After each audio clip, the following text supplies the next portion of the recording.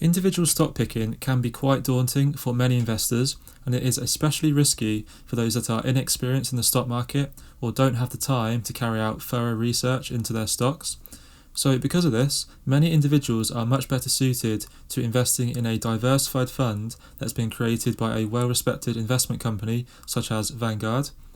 Actively or passively managed Vanguard funds are a great low-effort way to put your money to work while getting the benefits of being invested in the stock market.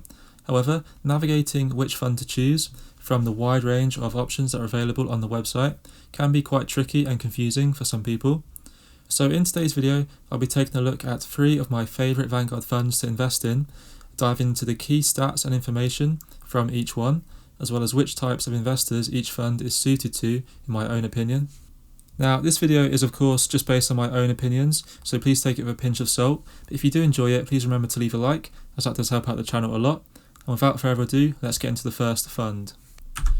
So the first fund that I'm going to be looking at today is the Vanguard Total Stock Market ETF, which has the ticker symbol VTI. Now, VTI is the bread and butter of all index fund investors, and it is the broad index fund ETF covering the total US stock market. Now, this is a good option for anyone who is looking to get broad exposure to the US stock market. And an ETF, for those that don't know, is a collection of hundreds or thousands of stocks in a single fund that trades on major stock exchanges.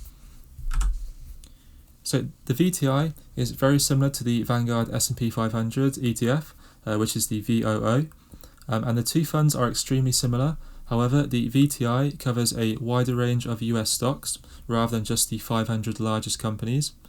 The management fee, also known as the expense ratio for this fund, is 0.03%. So this is pretty much as low as you're going to get, which is a good sign to see.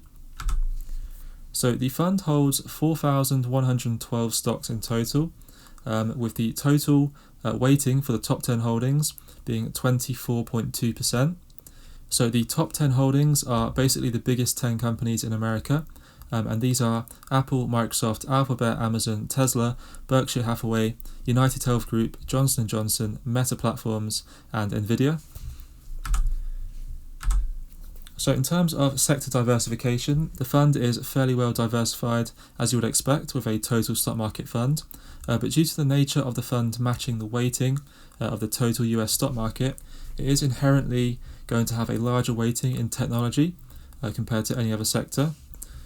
So the top 3 sectors for this fund are technology at 26.4%, consumer discretionary at 14.8%, and third is healthcare at 13.3%.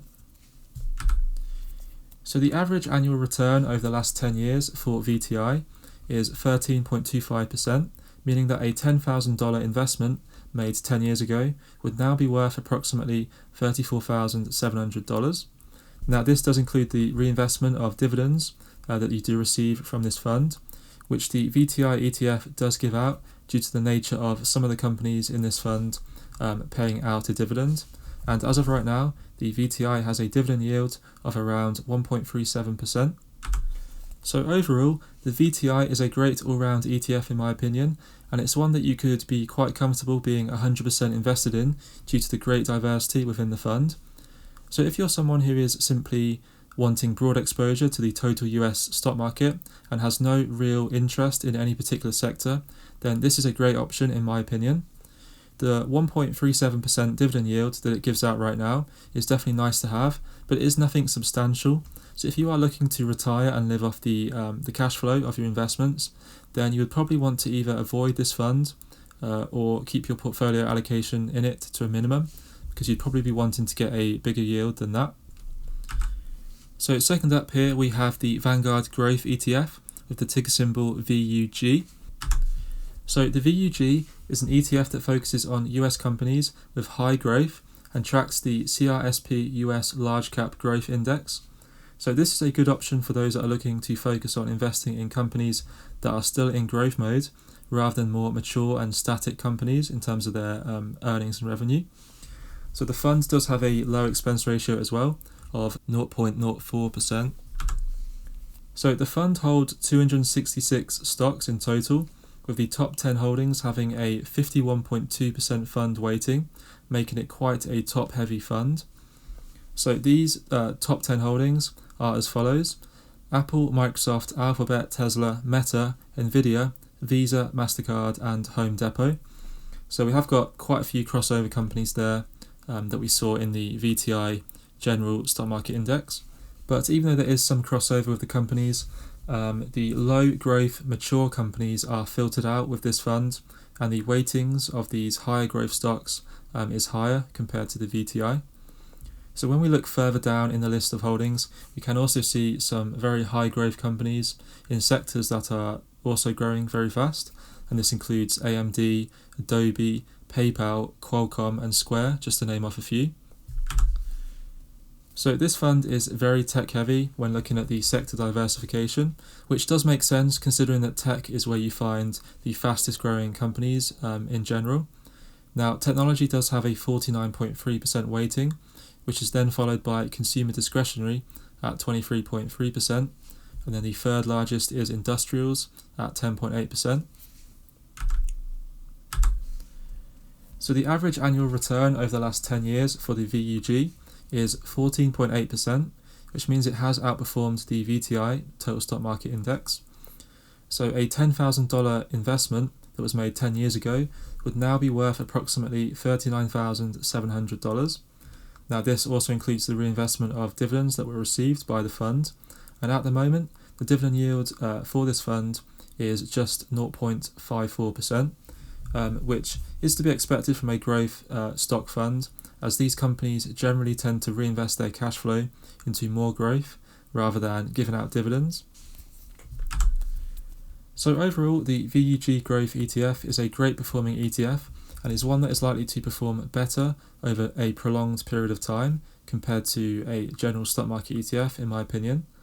But there are a few caveats that need to be considered with this ETF, and the first of which is the volatility and potential downside drawdowns with this ETF are higher compared to a general stock market ETF due to the nature of the growth stocks in it generally being more volatile compared to more mature companies. And therefore, if you are someone who is a little bit older and looking to cash out of the stock market in the next few years to use your money for retirement, for example, then I would be cautious around this ETF, as you would probably want to protect your capital as much as possible. So I do see this ETF as a wealth creation ETF, personally, rather than a wealth preservation ETF. So if you are a younger investor and have a longer investment time horizon, then this ETF is a fantastic option. Your performance over the next 1 to 2 years doesn't matter as much, and in general, over a longer period of time, this ETF has in the past performed better, and in my opinion it's likely to do so as well in the future and continue to outperform the general VTI stock market index. So the final fund I'm going to be looking at today is the Vanguard Real Estate ETF with the ticker symbol VNQ. So VNQ is an ETF that invests fully in property related stocks, which in almost all cases is real estate investment trusts, also known as REITs. So a REIT is a company that owns, operates or finances income generating real estate, which can include ownership of office buildings, hotels, residential apartments and others.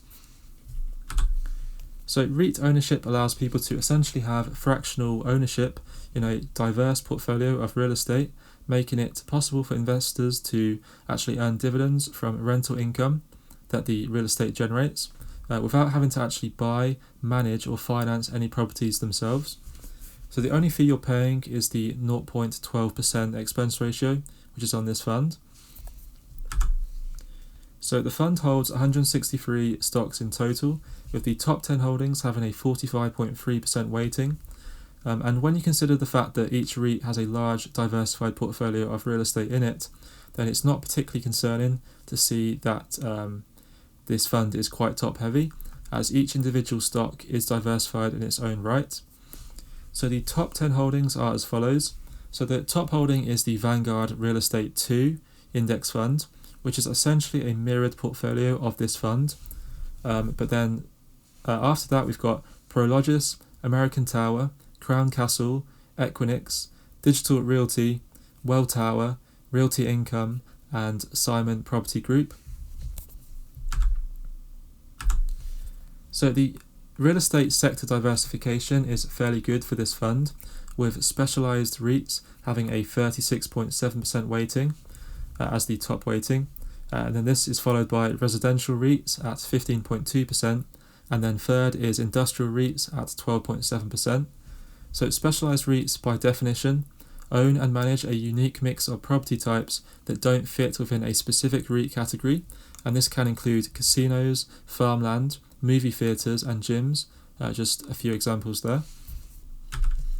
So the average annual return over the last 10 years for the VNQ is 8.92%, which means a $10,000 investment made 10 years ago would now be worth approximately $23,500. So this does include the reinvestment of any dividends that were received, and at the moment this yield on this dividend is approximately 2.2%. The VNQ has underperformed the VTI Total Stock Market ETF. However, it does give you exposure to a completely different asset class in real estate and currently provides more cash flow back to the investor in the form of a better dividend yield. So despite underperforming stocks over the last 10 years, there are still many merits to holding this real estate fund. So it is a unique way to gain exposure to the real estate asset class without having to put down a large lump sum of cash for a down payment. So REITs don't fully trend with the stock market, so it can be a nice way to diversify away from being 100% in stocks and therefore reduce the volatility of your portfolio. It does also allow you to get the benefits of rental income through dividend payments without having to deal with the hassle that comes with individual ownership of a piece of real estate, such as vacancies, missed payments, and stuff like that.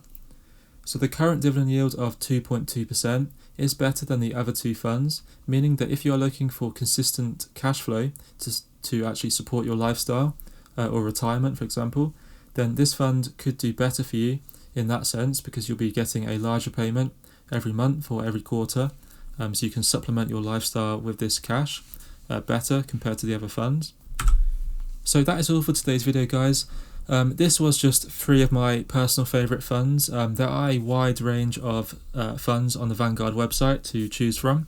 There are also other investment companies that probably have similar funds to this, but I just thought I'd give a bit of an overview on my own opinions on these funds and why I think they are solid options to invest in. But obviously, like I said at the start of the video, take this video with a bit of a pinch of salt, because it is just based on my own personal opinions, and therefore this video is not financial advice, because I'm not a financial advisor. It's just purely for entertainment purposes only. But with that said, guys, please remember to leave a like if you did enjoy the video. That does help out a lot.